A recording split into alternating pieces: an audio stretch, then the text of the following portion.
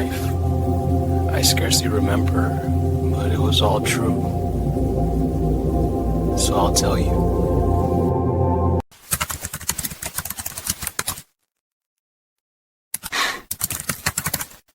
God is not real, and spirits and ghosts are just stories to scare children. King, new assignment. A piece on the supernatural. Ghost stories in the city. You start tonight. Deadline's Friday. Think you can handle it? Yeah, sure. Good. Let me see something that keeps people up at night. Why me? I and a few of my friends meet here every Wednesday at midnight. Welcome. I am called many names, but for now, Lucer will do. Tony King. You know who I am? I know more.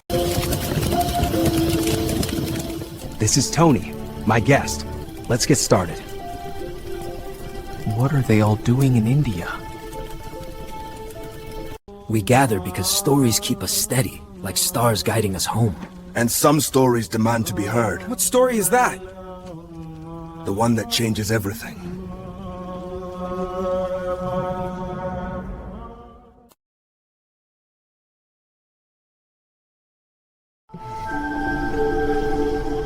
You're out like a light, huh? Lucky kid. Just a minute. I'll stay up with you. Just a minute.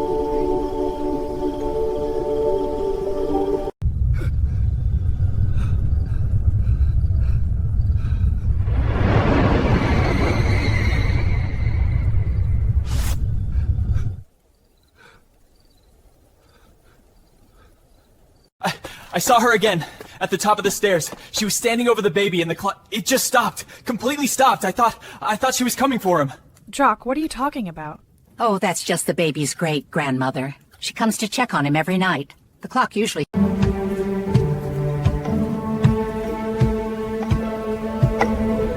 25 minutes. Gone. Spirits. They're real. My story is about a woman who lived in a village not too far from here. She was a nasty woman in life. Never had a smile on her face, but she was to be some spiritual kind of woman. One day, the woman sensed her death and called her oldest son. She told him what to do when she died. The son listened but asked, "Why are you talking about this now, Mother?" "I will not be here when you arrive." And then she simply faded away.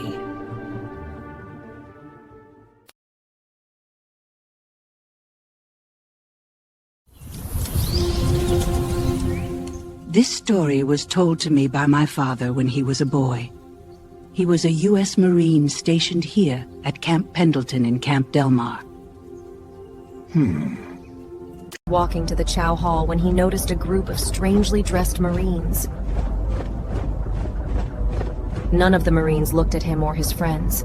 They just marched by and disappeared behind a nearby building. 3 Marines ran to the building, but they couldn't see where the strange platoon had gone. Sir, they were just ahead of us. Whole squad. Then, nothing. In the Chow Hall, they told an old Marine what they saw. You saw the ghost platoon of Camp Delmar. World War II. I was told this story by a strange old man. He said it was worth remembering. The man had a big business deal with people from out of town. Out of town? Out of this town and any other nearby. And that, he said, was the first sign. It was full. A small man came and took them upstairs to take their orders. An hour passed, and everyone wondered what happened to their meal. A woman waitress walked into the room and said, "I didn't think anyone was up here. May I take your orders?" Yeah, steak. Rare. Same for me. And water. They regave their order and finally ate, each bite full of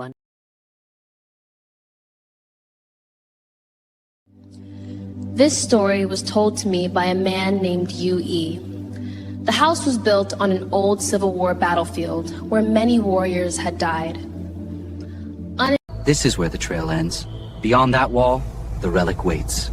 Then let's finish what we started. We can't let it fall into the wrong hands. Agreed. Stay close. My great-grandfather told me this story. A story carried on the wind, through embers and time.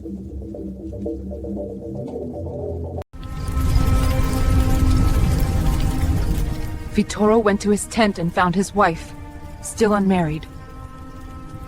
Are you a spirit? Not today.